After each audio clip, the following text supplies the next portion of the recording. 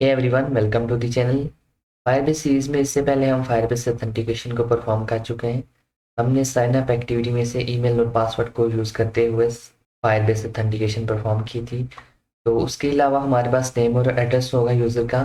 आज की इस वीडियो में हम फायरबेस रियल टाइम डाटाबेस में डाटा स्टोर करना सीखेंगे। तो चलते हैं इम्प्लीमेंटेशन की तरफ।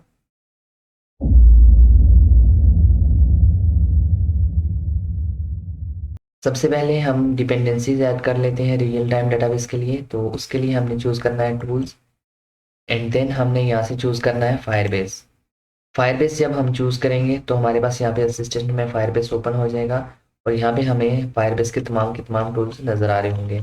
तो इस वीडियो में हम यूज़ करेंगे फायरबेस रियल टाइम डाटाबेस को।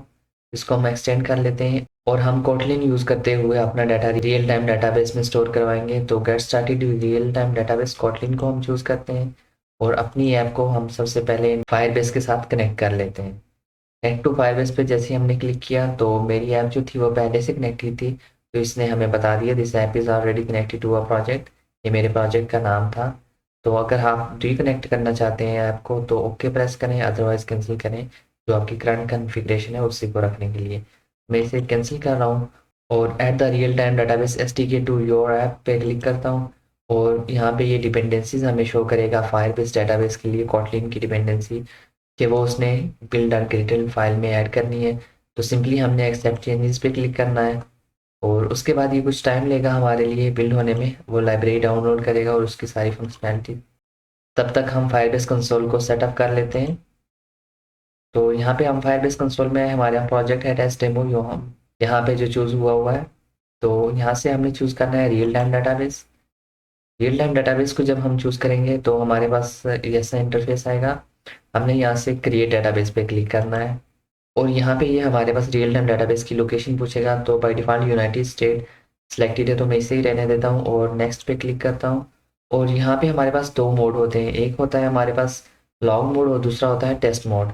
तो हम टेस्ट मोड को यूज़ करते हुए फिलहाल डाटा जो है वो सेव करवाएंगे। स्टार्टिंग टेस्ट मोड को मैंने चूज़ किया एंड देन मैं इनेबल पे क्लिक कर रहा हूँ और ये कुछ टाइम लेगा बिल्ड होने में। ओके, तो हमारा रियल टाइम डाटाबेस इनेबल हो गया है। अब हमने इसके रोल्स सेटअप करने होंगे। तो रीड एंड राइट को मैं सिंपली यहाँ से ट्रू कर देता हूँ फिलहाल के लिए। तो मैं इस सारे को चूज़ करता हूँ और इसकी जगह पे मैं ट्रू पास कर देता हूँ इसको। एंड देन यहाँ पे भी राइट के लिए भी मैं इसे ट्रू पास कर देता हूँ क्योंकि नेक्स्ट वीडियो में हमने डाटा रीड करना होगा फायरबेस से। इस वीडियो में हम डाटा को राइट करेंगे फायरबेस में। पब्लिश पे जैसे मैंने क्लिक किया तो हमारे पास रूल जो है वो पब्लिश हो गए और ये हमें बता रहा है कि your security rules are defined as public so anyone can still modify और delete data in your database. तो हम अभी फ़िलहाल के लिए प्रैक्टिस के लिए ये डेटाबेस बना रहे हैं और इसके रूल्स में हमने इसलिए रीड एंड राइट की परमिशन दे दी है ट्रू की, क्योंकि हमें पता है कि हमने कुछ अपना सेंसिटिव डाटा इसमें ऐड नहीं करवाना, जबकि हम सिर्फ टेस्टिंग के पर्पज़ के लिए कर रहे हैं। जब आपने कोई बड़ी ऐप पे काम करना हो तो आप अपने रूल्स को प्रॉपरली भी सेट कर सकते हैं। वापस डाटा में चलते हैं। ओके, तो अब अपनी ऐप में चलते हैं। हमारा जो रियल टाइम डाटाबेस है वो पूरी तरह सेटअप हो चुका है। तो यहाँ पे भी हमारे पास जो है वो डिपेंडेंसी ऐड हो चुकी है, चेक कर लेते हैं एक बार उसको। तो यहाँ पे हम ग्रेडल स्क्रिप्ट्स में जाते हैं और यहाँ से हम build dot Gradle module level को चूज़ करते हैं और यहाँ पे हमारे पास फायरबेस डाटाबेस कोटलिंग की जो डिपेंडेंसी है वो ऐड हो चुकी है रियल टाइम डाटाबेस के लिए। तो हम इसे क्लोज कर देते हैं फिलहाल के लिए। हमारे पास यहाँ पे चार आईडी टेक्स्ट हैं। एक नेम के लिए है, उसकी आईडी भी सेटअप की गई है टीवी नेम। एड्रेस है उसके बाद, उसकी भी आईडी सेटअप है। एंड ईमेल और पासवर्ड। यहाँ पे ईमेल एंड पासवर्ड जो है वो फायरबेस ऑथेंटिकेशन के लिए यूज़ हो रहे थे। तो पासवर्ड तो हम नई रियल टाइम डेटाबेस में सेव करवाएंगे, जबकि हम नेम एड्रेस और ईमेल को सेव करवाएंगे। हमारे पास यहाँ पे है कॉटलिन फाइल। तो उसमें सबसे पहले हमने वेरिएबल्स डिक्लेयर करने होते हैं अपने टेक्स्ट व्यूज़ के अकॉर्डिंगली। यहाँ पे मैंने वेरिएबल्स डिक्लेयर किए हुए हैं चार टेक्स्ट व्यूज़ के लिए, एक ईमेल, दूसरा पासवर्ड, तीसरा एड्रेस और चौथा नेम है हमारे पास। ओके, तो उसके बाद हमने यहाँ पे ऑन क्रिएट के अंदर इनको अपने व्यूज़ के साथ बाइंड करना होता है वेरिएबल्स को। ईमेल के साथ हमने ईमेल को बाइंड कर लिया and so on, password, name and address को भी बाइंड कर लिया हमने।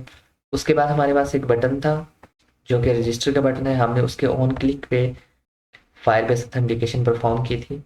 तो फायरबेस ऑथेंटिकेशन जब हमारे पास सक्सेसफुल हो जाती है, हमारी इफ़ की कंडीशन के अंदर जब वो आ जाता है, तो उसके बाद हमने अपडेट यूआई का फंक्शन कॉल किया हुआ है। तो इस फंक्शन कॉल करने से पहले हम यहाँ पे सेव डेटा का एक फंक्शन कॉल कर लेते हैं हम, और ये फंक्शन हम क्रिएट भी कर लेते हैं। यहाँ पे एक्टिविटी में क्रिएट फंक्शन सेव डाटा हमने चूज़ किया और यहाँ पे हमारे पास फंक्शन बन गया है। तो हमारे पास जब भी ऑथेंटिकेशन सक्सेसफुल होगी तो यूआई अपडेट होने से पहले पहले हमारा डाटा भी रियल टाइम डाटाबेस में सेव हो जाएगा। अपडेट यूआई हमारे पास जो है यहाँ पे सिंपली उसके अंदर इंटेंट लगा हुआ है जो कि हमें नेक्स्ट एक्टिविटी पे लेके जाता है। तो अब सेव डाटा की इम्प्लीमेंटेशन को स्टार्ट करते हैं हम। सबसे पहले वेरिएबल्स हमारे पास बने हुए हैं और अपने वो व्यूज़ के साथ भी बाइंड हो चुके हैं। तो हमने इनमें से डाटा गेट करना है और देन हमने रियल टाइम डाटाबेस में सेव करवाना है। तो हमारे पास यहाँ पे स्ट्रिंग्स बनी हुई हैं दो, एक ईमेल के लिए बनाई थी हमने और एक पासवर्ड के लिए, और इनमें से डाटा गेट करके हमने create user with email and password को पास किया था। तो सिमिलरली हम यहाँ पे दो स्ट्रिंग्स और बना लेते हैं अपनी एड्रेस और नेम के लिए। सेम प्रोसीजर है, private lateinit var, और यहाँ पे हम उसको नाम दे देते हैं अपने वेरिएबल को एस नेम का, और ये हमारे पास सेम स्ट्रिंग टाइप का ही होगा।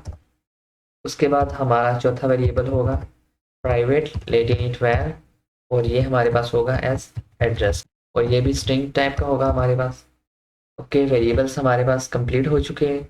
सेव डाटा का फंक्शन हमने इम्प्लीमेंट करना है। तो इसमें आके सबसे पहले हम अपने वेरिएबल्स में डाटा गेट कर लेंगे।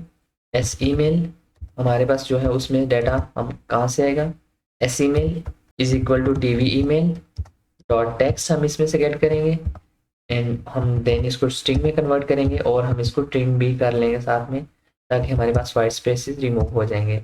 सिमिलरली हमने यहाँ पे एड्रेस भी गेट करना है, S address is equal to TV address dot text dot to string dot trim, और उसके बाद हमारे पास तीसरा होगा नेम के लिए, S name is equal to TV name dot text dot to string dot trim. Okay, तो हमारे पास डाटा जो है जैसे ही ये फंक्शन कॉल होगा तो हमारे पास इसमें डाटा आ जाएगा जो भी हमने अपने एडिट टेक्स्ट में इंटर किया होगा। अब अगर हम फायरबेस की ऑफिशियल डॉक्यूमेंटेशन में भी देख लें तो यहाँ पे भी हमें कम्प्लीटली बताया गया है कि हम किस तरह से रियल टाइम डाटाबेस में डाटा सेव करवा सकते हैं। तो हम यहाँ पे आए, हमने यहाँ से चूज़ करना है एंड्रॉयड को, एंड देन गेट स्टार्टेड, वो हम सेटअप कर चुके हैं सारा। रीड एंड राइट पे हम जाते हैं सीधा, और ये हमारे पास रीड एंड राइट है। तो हमें यहाँ पे कंप्लीट प्रोसीजर बताया गया है कि हम किस तरह से डाटा जो है वो रीड और राइट करवा सकते हैं। तो अभी राइट कर रहे हैं हम। सबसे पहले हमने एक डेटाबेस रेफरेंस का वेरिएबल क्रिएट करना होता है, एंड देन हमने उसे इनिशियलाइज करवाना होता है। उसके बाद हमारे पास मॉडल क्लास एक होती है यूज़र टाइप की, ये हमारे पास मॉडल क्लास है, और उसके बाद हमारे पास ये फंक्शन है राइट न्यू यूज़र का। तो हम भी अपने लिए एक मॉडल क्लास बना लेते हैं सबसे पहले। तो हमने उसके लिए पैकेज नेम पे राइट क्लिक करना है एंड न्यू, और यहाँ से हमने चूज़ करना है कोटलिन क्लासिफाई फाइल जो है। यहाँ पे हम अपनी मॉडल क्लास का नाम देंगे, और उसका नाम हम रख देते हैं यूज़र मॉडल, और यहाँ से आपने चूज़ करना है डाटा क्लास। जावा में हम उसे मॉडल कहते थे, जबकि हम कोटलिन में उसे डाटा क्लास कहते हैं। हमने इसे चूज़ किया और इंटर प्रेस किया, और ये क्लास हमारे पास बन गई है।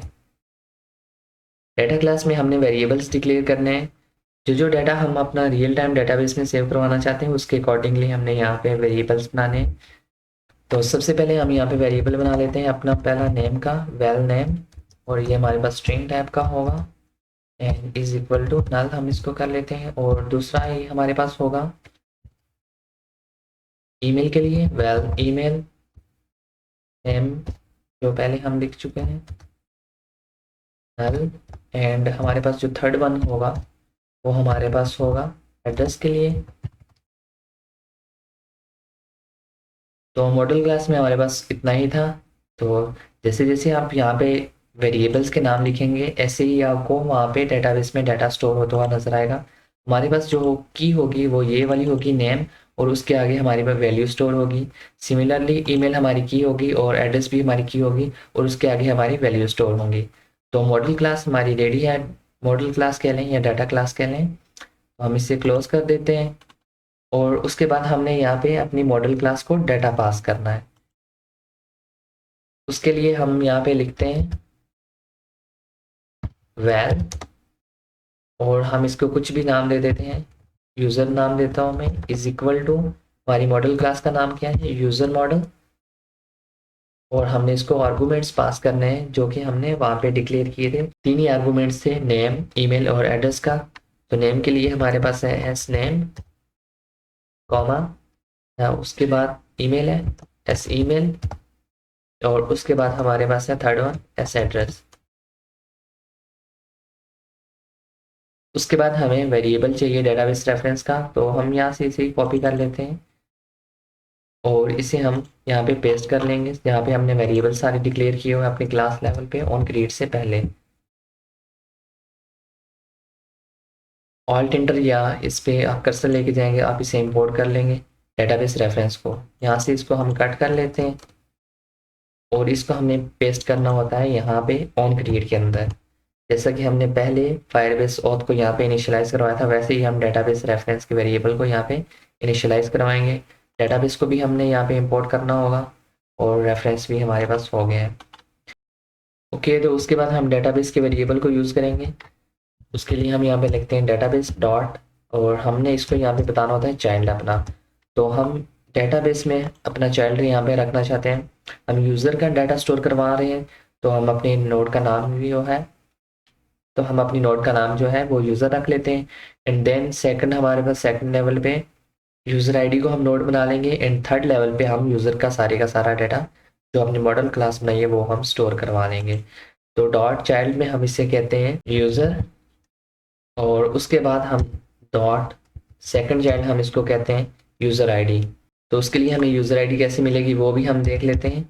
यूज़र आईडी हमें यहाँ से मिल सकती है, हम यहाँ पे एक वेरिएबल बना लेते हैं यूज़र आईडी का, is equal to Firebase auth dot get instance dot current user dot U I D. तो इस तरह से हमें करंट यूज़र जो फायरबेस के में लॉगिन होगा उसकी यू आई डी मिल जाएगी। और हम इसे पास कर देते हैं यहाँ पे user ID, sorry user ID